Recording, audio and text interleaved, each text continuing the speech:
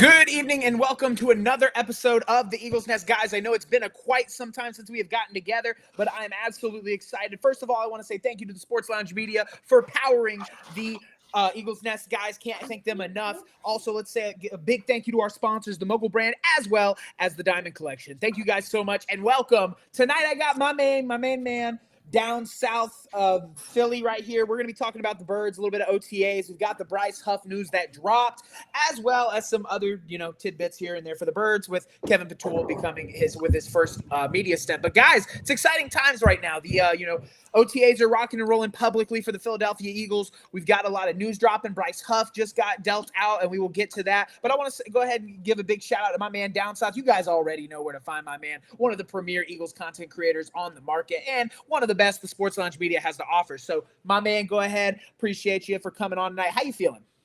Hey man, I said it once before. This is no better time to be an Eagles fan than right now. We've witnessed both of the Super Bowls that this franchise history. So times are good right now.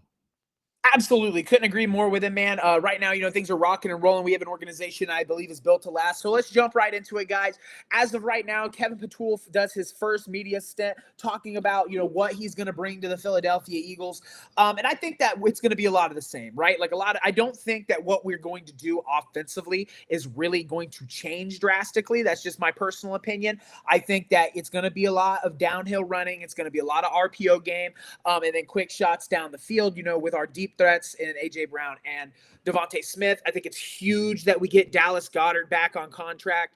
That's going to be he's a huge part of what we do offensively. And the offensive line looks to be as stout as it always has been, with everybody returning outside of Mekhi Becton. Tyler Steen looks to has that number one spot locked up right now, but it is only day one of OTAs, so there's a lot left to go. But Kevin Patul released some statements regarding it, saying, and I quote, that him and Nick Sirianni see things very similarly, but their minds function in different ways. So essentially what that tells me is that Kevin Patul is going to run a very similar style offense to what Nick Sirianni and Kellen Moore like to do, with his own little adds of twist. You know what I mean? And when you have Jalen Hurts, a guy that can adapt to any offensive system, it's really not that hard to run an offense. And you have the best running back in football in Saquon Barkley.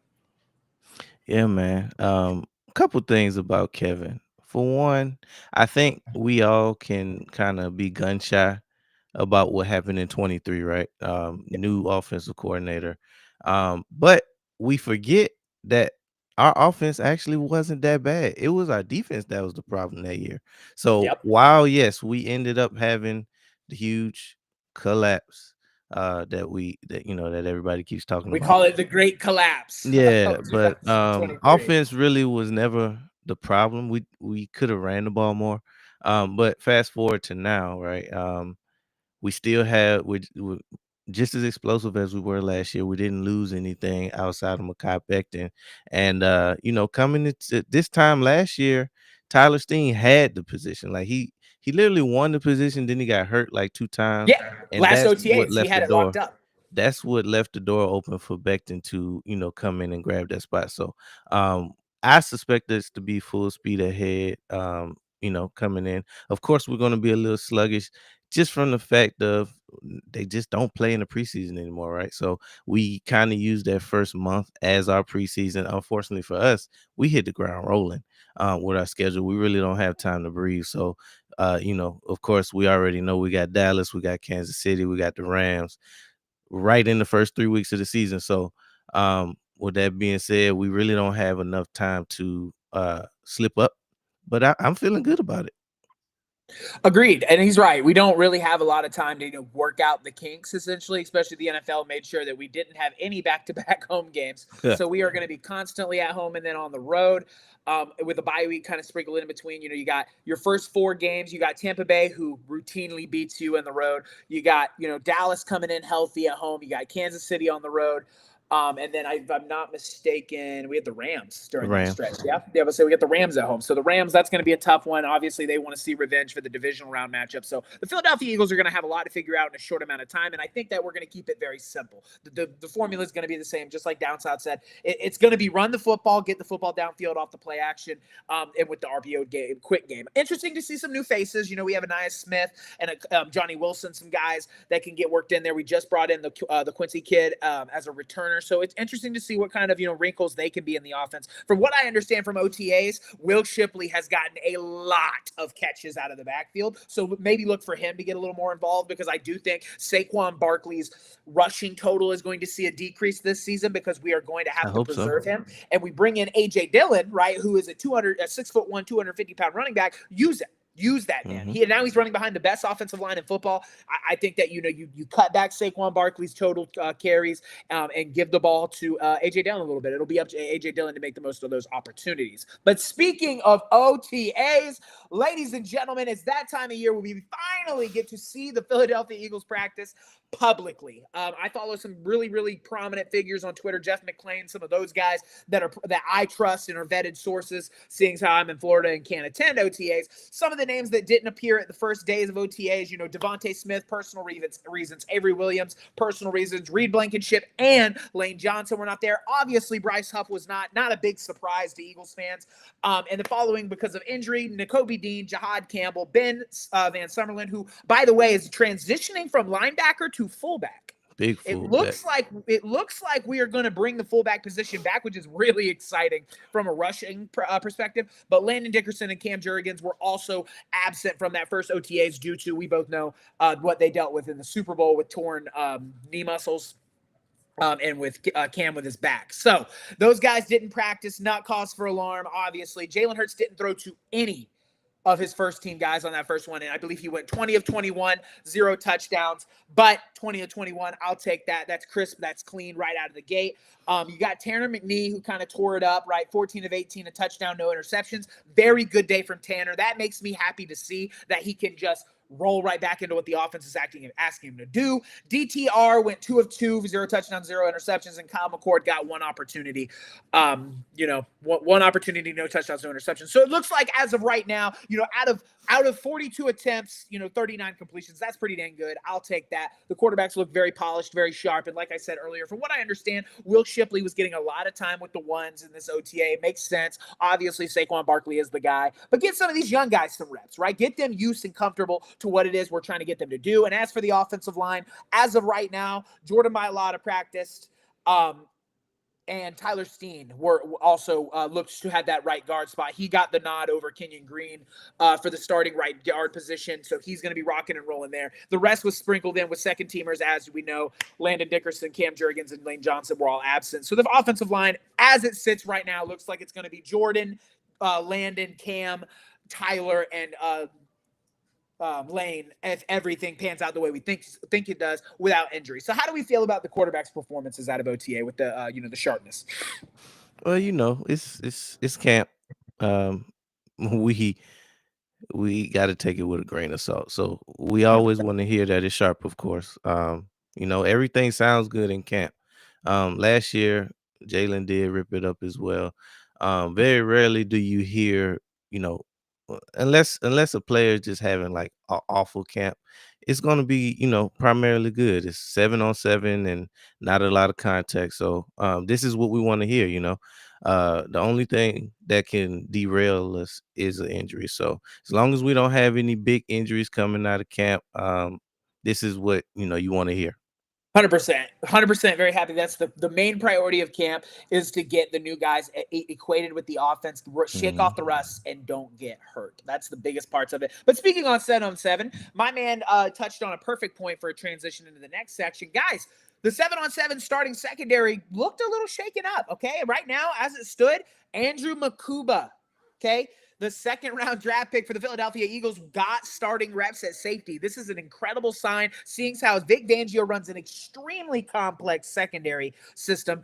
I mean, that's pretty big to see a rookie safety, getting starting reps within that system, because Sidney Brown was not hurt. He played the other safety spot with Reed Blankenship being out, right? And we still have a couple other guys back there. So big news that Andrew Mukuba is getting starting reps. I love to hear that, him getting early equated with Vic Fangio's defense that can take some time to understand. I mean, you have Justin Simmons saying that he still doesn't even fully understand it, and he spent 3 or 4 years in the system. So big news for Andrew Mukuba. At the corner spot, we had Quinyon Mitchell obviously playing the first, but he said in press conference that he did get reps at both sides. So it kind of sounds like we can shade him to whichever side we need him, because as you guys know, Vic Fangio runs a 3-4 shell defense, a lot of nickel, a lot of dime. But as the base sits, the Eagles don't play a lot of base defense. About 81% of their defensive snaps came out of the nickel last season. So I think that, that's a lot of what we're going to spend time in. But the base defense right now, it had Cooper DeJean playing cornerback 2. Okay. Quinyon playing the 3 or the 1. And then Adoree Jackson playing that slot spot in the base defense. I do look for that to change up in nickel. I think that Cooper will get, from what I understand from OTAs, Cooper gets bumped to the slot. Adoree right now is getting the nod over Keely Ringo, but they are sharing snaps frequently, from what I understand, very equally, very frequently. But Keely Ringo or Adoree Jackson, if it's any consolation, did get the starting nod to go out with the ones when it came to the 7-on-7s. But it's just like my man down said, it's the first day of a public OTAs. You got to take it with a grain of salt. These are not what the final roster spots are going to look like. They have a very long way to go until September 4th when it's time to suit up. So as it stands right now, you got Adoree Jackson out there getting reps, Sidney Brown getting reps at safety, Andrew Mukuba getting reps. How do we feel about Andrew Mukuba? Are we comfortable, with him seeing true starting time? Oh, I mean, it's just one of those things where it's not like we have a lot of depth at safety and cornerback outside of the obvious starters. So we got to get these guys up to speed, especially if we end up not signing any other vets. So I Right. mean, it's kind of the going rate. They have to. I think Vic, he likes to have multiple schemes going, whatever it entails that week. So the rookies, if you want to play, you got to be up to speed. As we saw last year, Q slid right in there. Also DeJean slid right in there. So we can't expect every rookie to, be up to speed that quick, but we have seen rookies, excel at a high level. So there's no reason that Mukuba can't do the same. 100% agree. I think that it is a try by fire basis right now Mhm. because we don't really, like you said, we don't really have a lot of depth there. There's not a lot of guys that can just step in. And if we don't sign a veteran presence, Andrew Mukuba is going to have to see starting reps in that rotational role along with Sidney Brown. So I think that it's good to see a rookie this early getting reps with the ones. I think it just makes him even more ready for when it's time and his numbers called come September 4th. So I completely agree. We move down to the defensive line. The defensive line has looked pretty dominant. Obviously for OTAs, the defensive line is kind of a sour spot because they can't really hit each other. So there's a name that a lot of us know as the Vanilla Gorilla. This kid has been tearing camp up. Very violent with his hands. Great effort. Apparently he's played both inside at the shade as well as out to the 3. Hasn't played a lot of edge 5, and that's not surprising. We have guys out there. We're going to see Ty Robinson play anywhere from the 2-eye all the way to the 4-eye. That's he's going to be anywhere in between there. And for all of you that are new to football conceptual situations, the 2-eye would be the inside shoulder of the guard, 4-eye would be the inside shoulder of the tackle. So anywhere in between that, he could end up depending on what the defense calls for. Man, Ty Robinson, he's a name that I am really looking for on defense. I think he's a guy that can make an immediate impact along the defensive line. I mean, Jalen Carter is obviously a top 5 defensive tackle playing football right now. And you add a kid that has this kind of upside, obviously he's still got to do it. So let's not pump his horn too quick. But man, I really like what I've been seeing. And I know you have too. Yeah, man, that's my favorite pick out of the draft personally. I call him Ty Dolla Sign. So that's what my affectionately that's gonna be my name for him. Hopefully he earns the right to keep that name. But yeah, I'm excited about him. We talked about him on a previous stream, but he's got all the measurables that you want. Had an impressive senior year, but let's see if it translates over. I trust Clint Hurt, man. He's one of those ones where you just don't worry about his guys. His guys are going to be right where they need to be, just like Stoutland University. We're good in the trenches, man. I'm excited. I couldn't agree. The Philadelphia Eagles are going to be a very hard football team to run on, and their pass rush is going to be deadly. That brings me to another name that we've kind of been hearing a lot out of camp, Jalix Hunt. has also been very active at the edge position. Okay, he had 3 sacks the other day in 7-on-7s, one of them coming on Jalen Hurts. And he even said in presser that he feels much more comfortable within the what he's being asked to do from Vic Fangio. He said that he has more personality to his pass rush now rather than it being a cookie cutter type thing. That tells me that the game's starting to slow down for him. He understands what he needs to do, and now he can play how he plays, and that's what you want out of your young guys. Another name that I'm extremely excited for is Jalen Hunt, as well as some of the other guys we brought in Joshua Uche and Ojulari. Seeing both of those guys get in the rotation will be great. But man, the defensive line has got to be my favorite part of this defense right now. It looks like it is going to be formidable. I cannot wait for that. Outside of that, man, the OTAs have been going very well. We're very excited. A lot of new guys, a lot of new faces. Vic Fangio, Kevin has got year 2 in his system. Kevin Patul in his first year of the system, and everything looks crisp and clean for the most part. We also have something to talk about in the front office. Howie Roseman had dropped major news today whenever he traded our brand new pass rusher in Bryce Huff. Everybody knows that, Bryce Huff hasn't exactly panned out in Philadelphia, but I do want to say a quick thank you to Bryce Huff and what he did do for Philly. Thank you for coming and being a part of the Philadelphia Eagles and making them better. But guys, it is absolutely official. Bryce Huff is being dealt to the San Francisco 49ers for a mid-round draft pick. The details of the draft pick have not been released yet, but this is gonna help the Philadelphia Eagles long term. Okay, this was a mistake that Howie Roseman made financially. It's just something that didn't pan out. And rather than sit on it and dwell, right, and say, "Oh no, like I didn't do good. I need to re-sign him and give him another chance." He's just moving on, and he's gonna have Bryce Huff reunite with his guy Robert Saleh back in San Francisco. But in doing so, he also clears up over $13 million in cap space. We do absorb the $7 million cap hit, but it ends up being what was it? 3 or 4 million extra that we get in cap space, and we get a 13th pick added to the 12 that we already had. So leave it to Howie Roseman to take a really piss poor situation and just expertly handle it to get value for the Philadelphia Eagles. Yeah, man, just another one.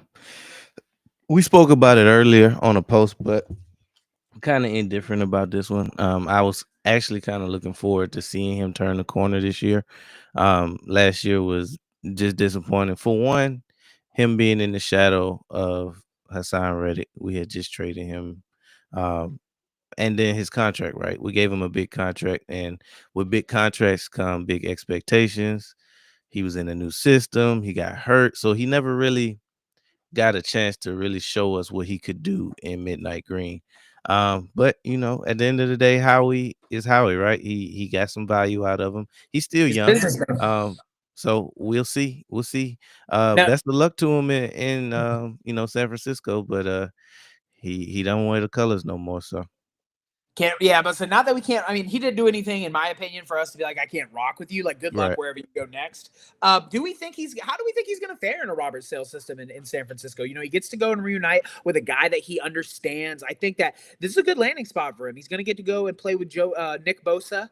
And some of these other young cats the San Francisco 49ers, I felt, did a great job in the draft bringing youth to the defensive line. They brought some big youth names to the defensive line. I think this is a really good spot for my man Bryce Huff. I'm very happy that he went somewhere where I feel like all of his skills are going to be utilized, because at the same time, I understand he was injured. He didn't really get a lot of snaps. And a lot of people say he didn't really get a fair shot. He was new. The system was new. At the same time, Zach Bond was new to the system too, and he ended up being a first-team All-Pro, right? Quinyon Mitchell was a rookie in a brand new, complicated secondary system. He, in my opinion, was a top 5 corner last year. And then you have C.J. Gardner-Johnson, who was brand new to this system as well, ended up being one of the better safeties. So I think in terms of, I think he just didn't catch on. Like he said, he spent a lot of time hurt, and that just kind of derailed him.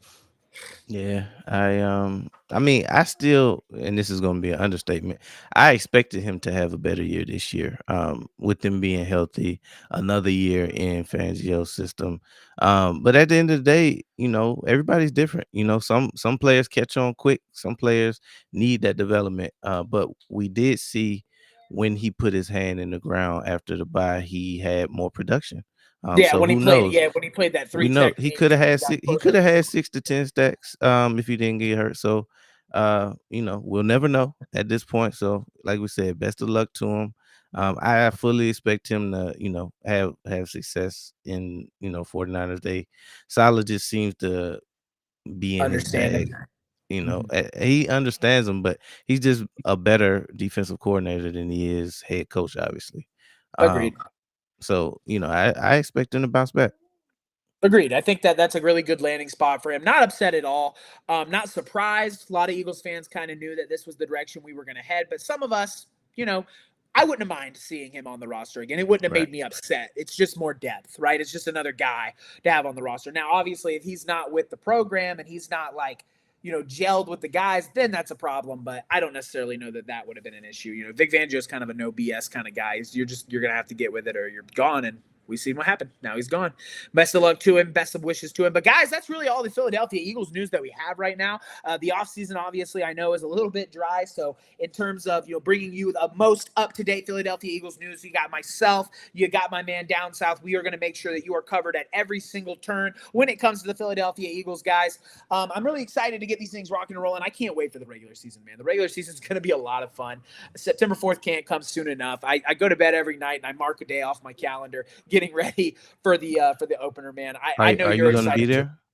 Yep, I will be in Philadelphia for that one. Yep, are you? I'm thinking about it, man. I need to get my tickets. That's the only Yeah, that's the only way that'll guarantee it, right? I think I will be there with the in the sports lounge capacity. So I will, Okay. I'll be there in a sports lounge capacity. So I'll be at work, but work. Either way. I love way, what I do. we'll I make it love what happen. we do. So is it really work? You know what I mean? Gonna get to do a No. lot of fan interviews, hopefully some player interviews, that kind of stuff. It's gonna be a lot of fun. Yeah, man. I'm interested to get my first game in the link, man.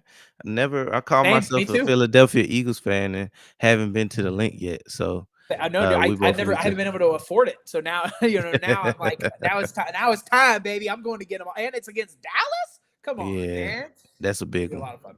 A lot of fun. But guys, I appreciate each and every one of you for coming out, and everybody that watches the restream later the next day. Thank you guys so much for your support. Again, guys, this is the best place to get any kind of sports information. It's the Sports Lounge. There's nobody else. There's no one else that's going to be giving you up-to-date information that's always accurate through vetted sources like we are. We're going to have our own red zone. We've got guys at games. Next season's going to be an absolute joy, and it's you guys that make it happen. So thank you to the audiences that have been supporting us all through this journey. And guys, next season's the limit. The moon is the limit. We are going to take it to an entirely next level. But until then, I want to say thank you to Darren for carving out some time in his busy schedule to come on here and break down OTAs with me and just talk birds. It's always nice to get on here and just talk birds. So with no further ado, guys, I really appreciate all of you, man. As always, it's Go Birds. I will see you on the next episode. I want to say a quick thank you to our sponsors, the Mogul brand and the Diamond Collection, as well as the Sports Lounge Media for powering the Eagles Nest and allowing me to bring you these videos. I want to say thank you so much, and I will see you on the next one. But as always, it's Go Birds.